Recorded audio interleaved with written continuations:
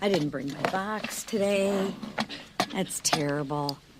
Well, good morning, everybody. Hope you all had a good weekend. Let me be clear and start off with saying that Democrats didn't just cause inflation. They lit the match, they watched it burn, and then they poured gasoline on the flames. They buried families under regulations, spent trillions on pet projects, and railed against American paychecks to appease who? Their radical base. And Americans will never forget who did that, because we will continue to remind them. During 4 long years of Biden inflation, hardworking families actually did the right thing. They tightened their belts, they canceled vacations, they put groceries back on the conveyor belt, and they drained their savings just to keep the lights on. Because Bidenomics sent energy costs skyrocketing. Under Bidenomics, and in those 4 years, let me just paint the picture for everybody. Home heating oil shot up 44%. Gasoline climbed 48%. Electricity costs went through the roof, rising 29%. And abundant American natural gas rose 27%. Those were under the 4 years during President Biden. That economic punishment crushed the American dream for millions of Americans. But there's actually good news. Thanks to President Trump and Republicans in Congress, the comeback is underway, and America loves a good comeback story. Now, it won't happen overnight. You don't rebuild a burned-down home in one day. And after 4 years of economic arson, there's a lot to clean up. But House Republicans are here with the fire extinguisher. We are rebuilding the economy that working families can afford, and so that working families can thrive again. This week, we're laser focused on passing legislation that actually lowers costs. And guess what? It's already working. Gas prices are at a 4-year low. Grocery prices are finally coming down, and wages are actually rising. And next year, Americans will see bigger paychecks because of the Working Families Tax Cut Acts. Remember, the Democrats voted and they wanted to give every single American a pay raise. Every single American, the Democrats voted to raise your taxes. Thank God Republicans voted to not let that happen. Last week, we cut red tape and peeled back Biden's burdensome regulations, and we're doing it again this week. This is all part of an agenda to lower costs and increase paychecks for hardworking families. Real reforms to roll back Washington's overreach and put the power back where it belongs, with the workers, with the families, and with actually the job creators. Government in Washington doesn't need more power. We actually believe that the power lies with the people, unlike the Democrats who want to tell you what to do, when to do it, how to do it. The Democrats believe they are a better steward of your money than you are. We don't believe that. That's why we're putting the power back in your hands. And what are Democrats doing? Again, you think they're going to vote to lower costs? I don't think so. I think the Democrats will vote against giving you bigger paychecks. I think the Democrats will vote against relief for American families. They're fanning the flames of the crisis that they ignited, right? So we will continue our work without them. And watch how they vote, right? We will continue our work without them, because asking Democrats to fix inflation is like asking an arsonist to join the fire department. This week, we'll vote to lower electricity prices, secure supply chains, and modernize permitting to make energy more affordable again. Because House Republicans are cleaning up Bidenomics, ending Biden inflation, and restoring an America that is strong and respected again. We are restoring an America that is affordable and prosperous again for every single hardworking family. And another piece of important legislation that will be on the floor this week is the NDAA, and I don't think there's anyone better here to talk about it than a Representative Kiggans. So right now, I yield to Representative Kiggans. Thank you. Well, good morning. I'm Congresswoman Jen Kiggans, and I proudly represent Virginia's 2nd Congressional District. I'm also a Navy veteran, former helicopter pilot, a Navy spouse, and now a proud Navy mom. So it's certainly a privilege to be here today to talk about this year's National Defense Authorization Act, which should see a vote on the floor today. This is over $900 billion of money that we can send to our warfighters and to our military families. There's a large chunk of that's dedicated to ships, submarines, aircraft, the actual warfighting resources and tools that we need to just exemplify peace through strength throughout the world. That part can't be overstated. We've done so much with this administration just to reprioritize peace through strength. That's how we keep peace in the world, is by being that deterrent, by being that strong fighting force, but also taking care of our military families and our men and women in uniform. We did so much good work last Congress with the Quality of Life Task Force, and we continued that work into this year's NDAA. We looked at pay raises. We gave a 3.8% pay raise to our servicemen and women. We looked at housing. We put $1.5 billion back into housing infrastructure improvements. We know that there's a lot of room for improvement there, and I'm thankful that the Secretary of War has prioritized a task force to specifically look at where we are housing our men and women. We looked at child care. We have money specifically dedicated to new child care facilities. We looked at DoD education. We've pressing on DODEA to look at things like no cell phones in schools that are on military installations.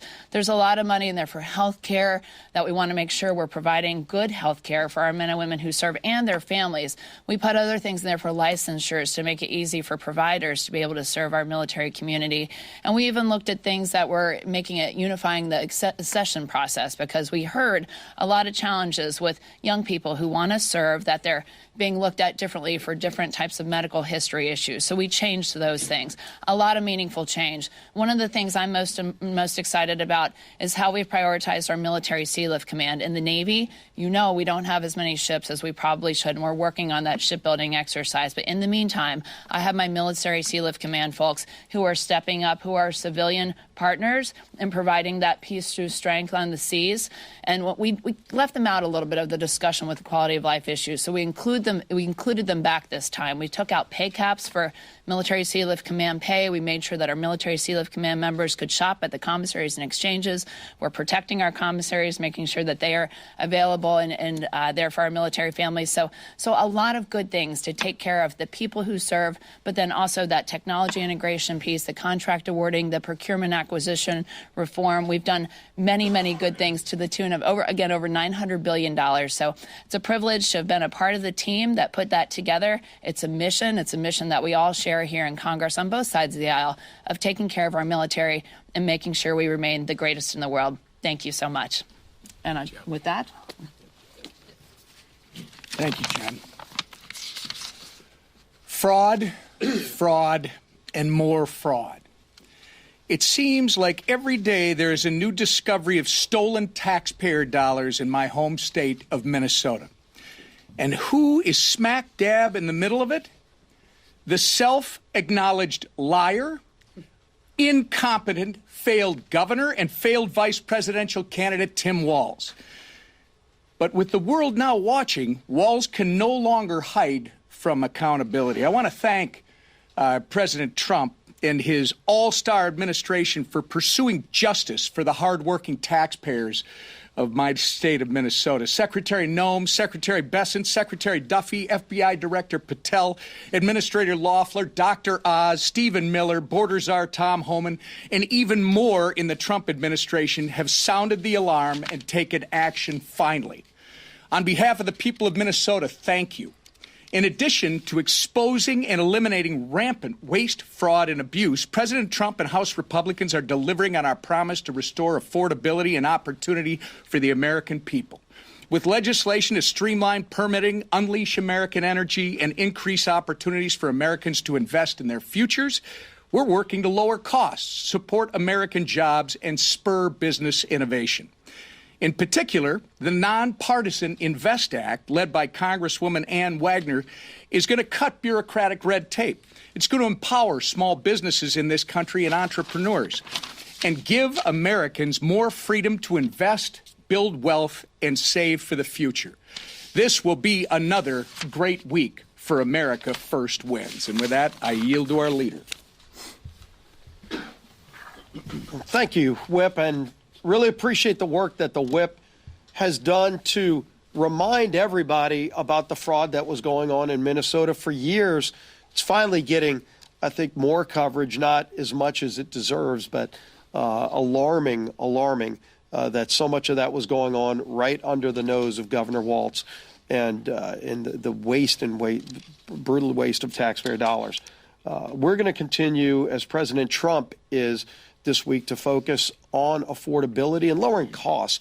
You saw President Trump go to Pennsylvania yesterday to talk about a number of the things he's been working on in his administration and working with Congress to lower costs for families. But it's important to remind people what he inherited and what was going on in this country under the Biden administration for 4 years, when you saw prices skyrocketing, energy costs skyrocketing, interest rates skyrocketing, and Democrats in Congress never cared about any of that. They let it happen. They looked the other way over and over again. An open, porous southern border that President Trump not only said he would fix as a candidate, but now has fixed as president of the United States. And when he talks about the things that he's doing to lower inflation, we're finally seeing some relief, but we're going to continue working to lower costs for families. And it's something that is not only important to President Trump, it's important to this House majority. You know, we talked a lot about health care in these last few weeks here at this podium, but our committees have been working on very serious proposals, all focused on lowering costs for 100% of American families. While Democrats talk about less than 10% of the American people, we have been talking about what we can do to lower health premiums for 100% of American families, while also giving options to people who are trapped in unaffordable Care Act plans. Where Democrats want to keep them trapped, we want to give them options. And so we've been working and meeting with different caucuses within our conference for weeks. The committee chairs have been talking about the very specific bills. We've been meeting and getting ideas from a lot of our members who have great, passionate ideas on health care. The Doctors Caucus, doctors who practiced medicine in the private sector and then they came to Congress. They still have great ideas about how to restore the doctor-patient relationship that Obamacare broke. So many things about health care that the Affordable Care Act just destroyed, starting with the title of the bill. Nothing is affordable about the Affordable Care Act, and Republicans want to fix that.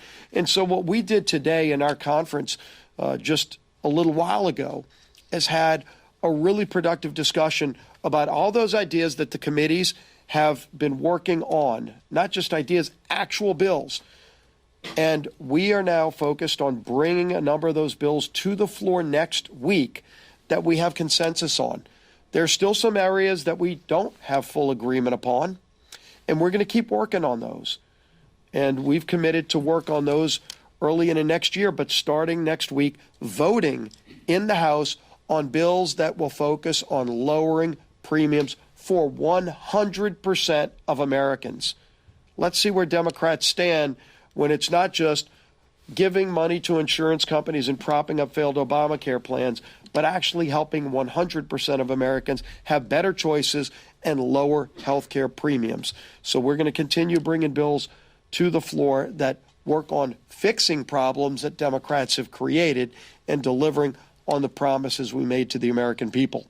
And our champion, who is our lead person who is helping unify this very narrow Republican majority, but very effective Republican majority, is our Speaker of the House, Mike Johnson. Thank you. Good morning. Our majority is narrow, but we were happy to add a new member. This past week, and we've administered the oath now to Representative Matt Van Epps of Tennessee. You're really going to love him. He's a combat veteran and a dedicated husband and father, a very effective state official from Tennessee, and now he will be representing the folks of Nashville and 14 counties here, and we've added him to his committees this morning formally and officially, so he is hit the ground running.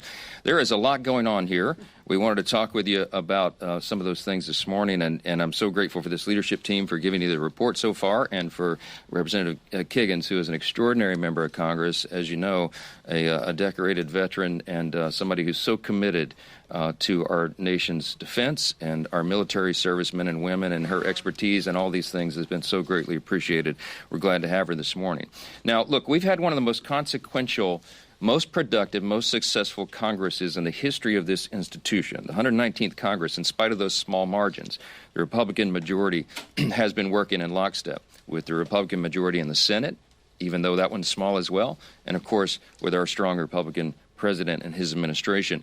And the results of that cannot be questioned. And I see this false narrative right now, oh, they haven't done enough. Oh, pray tell. Listen, the Working Families Tax Cut, the big, beautiful bill, took about 6 months of the first part of this Congress to put together because it was so consequential and so comprehensive. And there are so many things in that bill that our members are going to be so excited to go and run on and talk about in the upcoming election cycle, because we inherited an absolute disaster from the Biden administration. Virtually every area of public policy was decimated, and we had to rebuild from the ground up in many of these places and make all sorts of changes and reforms to get America back again. And we did. And we put it all in this one landmark piece of legislation that will have consequences for generations. And it will be seen and written by history to be one of the biggest things that the Congress has ever achieved. And among those things was an approach to beginning this affordability agenda. Because remember, we inherited massive inflation from the previous administration. It's no secret affordability is a flashpoint, right, in recent weeks. And we had 4 catastrophic years of Bidenomics that we inherited. The Biden administration spent like drunken sailors, and they attempted to tax and regulate their way to prosperity, and we all knew when they were doing it that it would not work. It had exactly the opposite effect. The result was inflation skyrocketed, gas prices reached record highs, homeownership declined, credit card debt increased, all those things that everybody felt and they're still feeling now. Now, the American people gave us a mandate in the election. The president won the Electoral College soundly. He won a big majority popular vote. We got the highest vote total for House Republicans in the history of this institution, and they charged us to go fix this. We began that process with the big, beautiful bill, and we have never let up on the accelerator. We keep it going day by day, week by week, notching away at this, trying to fix everything that the previous team broke. And now I wish we could flip a switch right after the election and make it all go away, make it all right. But you know that's not how the economy works. It takes some time to implement new policies and root out the bad things, and that's what's happening. It is a fact that the Biden administration and their Democrat enablers in Congress, we cannot forget, wrecked the U.S. economy. That's what happened, and we had to take it over in January. This is why Democrats' newfound claims about affordability are just patently absurd. Okay, here are the facts, and you know this. Many of you don't write about it, but these are the facts, and they're undisputed. They broke the economy, and now they want to lecture to the American people about affordability. They opened our borders, and now they want to lecture to the American people about immigration border enforcement. They broke the American health care system. They caused premiums to skyrocket.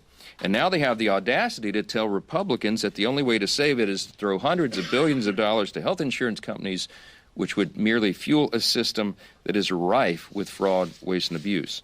You cannot be an arsonist and a firefighter at the same time. That's the message for the Democrats.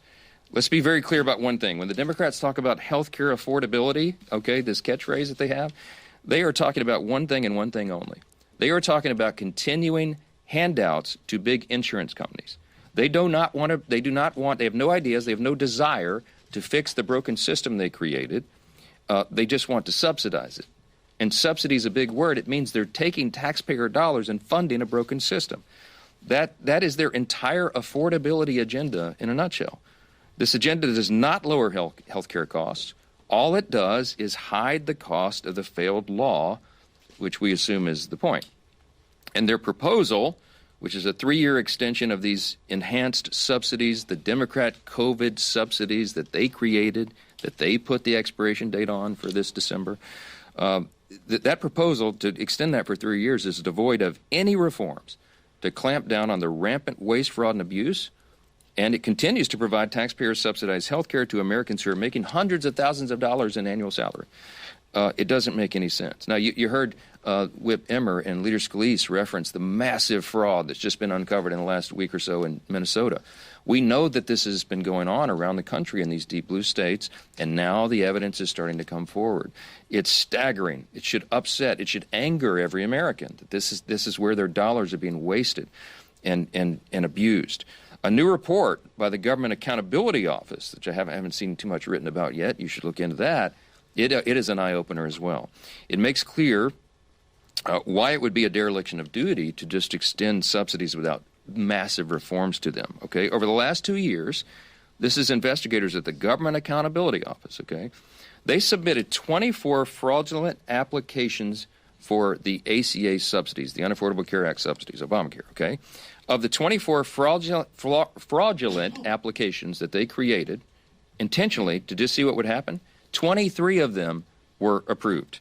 These applications were completely fraudulent. The investigators did not submit any Social Security numbers, citizenship documentation, or reported income documents. And 23 of the 24 applications were still approved. 18 of those, by the way, are still receiving coverages they were as of September of this year. That means the Obamacare exchange and insurers didn't verify any of the information that they were supposed to under the law, and they proceeded to pay tens of thousands of dollars to insurance companies for people who do not exist, okay? The GAO report also found that 29,000 Social Security numbers in 2023 and 68,000 in 2024 were used to receive more than 1 year's worth of insurance coverage. In other words, multiple people were utilizing the same Social Security numbers to openly defraud the American taxpayers. The GAO also found that more than $94 million was sent to insurers on behalf of dead people, okay? This is the system that Democrats in Congress want to extend without reform. It's unbelievable. Listen, these are undisputed facts. The Democrats broke America's health care system when they gave us the Unaffordable Care Act, Obamacare, 15 years ago. Remember all the promises? Some of y'all were here. The average premium and the average family is going to go down to $2,500 a year. You're going to be able to keep your doctor. You're going to love this system. None of that was true. In fact, it's the opposite. And premiums have risen because they broke the system dramatically over that time. In some areas, as much as 70%, in some over 90%. And those things are still on a trajectory to rise further. Now, what are we going to do about that? The Democrats had a chance to vote to make life more affordable earlier this year in the Working Families Tax Cut, the big, beautiful bill, and they blew it. The House version of the bill, you may remember, included cost-sharing reductions. We passed that out of the House, we sent it to the Senate, and what that would have done is would have lowered premiums for the average American family by over 12%. Democrats fought to strip that out of the bill. Every American watching today should remember that. The Democrats had a chance to actually lower your premium 6 months ago, but they refused because they wanted to keep health care as a political football. They do not want a solution. They want an issue. That's what this is about. They used the American taxpayers, they admitted themselves during the longest shutdown in U.S. history a few weeks back, as leverage in this cynical political game. So in the coming days, what you're going to see is the other party, the Republican Party, continuing to do the important work that we've already begun to actually lower the cost of health care and reduce fraud, and we hope Democrats will join us in those efforts. There are two parties in this town. One has no intention and no plan and no desire to lower your health care costs. They really haven't put any good idea on the table. They just want to subsidize a broken system. Check them on that. The Republican Party, on the other hand, is already demonstrating that we know how to do this. We're not just talking about it, we've done it. In the Working Families Tax Cut, you will remember, in the Medicaid reforms, we went after program integrity. We didn't change the substance of Medicaid, as they've claimed falsely. We went to program integrity. Why? Because we owed that to the American taxpayers. We got ineligible recipients off of Medicaid, and we cut out the fraud, waste, and abuse. And the CBO said they've calculated it saved $185 billion for American taxpayers, and it reduced premiums. We reformed it to strengthen Medicaid. Those same principles are going to guide us in the months, in the weeks, the days and weeks and months forward. As Leader Scalise noted, we have some low-hanging fruit. We have some things that every Republican agrees to. Democrats won't. Remember, they don't actually want to fix this problem. But you're going to see a package come together that will be on the floor next week that will actually reduce premiums for 100% of Americans who are on health insurance, not just the 7%. Remember, the COVID-era subsidy only covers 7% of Americans, and it was passed and extended without any reforms at all. It would only reduce their premiums by 4%. So they're using that as a red herring. The overall system is broken, and we're the ones that are going to fix it. You will see that laid out. Thanks to the good work of Chairman Cole and all of our appropriators, we have our appropriations process that will be going forward as well. We're moving those through the regular order process, and that's the way it's supposed to work. So you'll see many of those going through the process, and we think we can get it all wrapped up by the end of that deadline on January 30th. And you'll see that process continue over the days and weeks ahead as well. I would say this again. This Congress has been the most productive and successful in the modern era, and I think I think you can make an argument, one of the top 5 of all time. You'll have heard me say that. Look at the evidence and the facts. Don't listen to the talking points. This team has delivered with small margins what the American people asked us to do and what we promised we would do. And that work has just begun. It will continue in earnest all the way through the end of this year as we sprint through the end of this calendar year and we start the new session in January. We never take our foot off the gas. So with that, I'll take a few questions. Yeah. Speaker Johnson, do you intend to advance pro-life provisions in your health care package, such as ID amendments for whatever you advance? Well, look, it's an important principle the Republicans always stand by, the Hyde provisions. It's been a tradition in our law forever. We do believe in the sanctity of human life, and we think it's important that taxpayer dollars not fund abortion. I mean, this is a well-settled principle of ours. So this week, as we go forward, we're gonna do a lot of things on the floor, and we always keep our fundamental principles in mind. Let me tell you just some of these things this week. I mean, some of this has been mentioned, but real substantive things coming to the floor. We passed legislation last week to keep the CCP out of your children's classrooms and to cut costly red tape for small businesses. This week, you're going to have the NDAA on the floor, as Representative Kiggans has talked about, building on historic investments that we included in the Working Families Tax Cut to advance President Trump's Peace Through Strength agenda. By the way, I want to just tell you, before somebody's going to ask about these provisions, this legislation, the NDAA, codifies 15 of President Trump's executive orders, as the leader mentioned, provides a well-deserved pay raise for our troops. It advances the Golden Dome.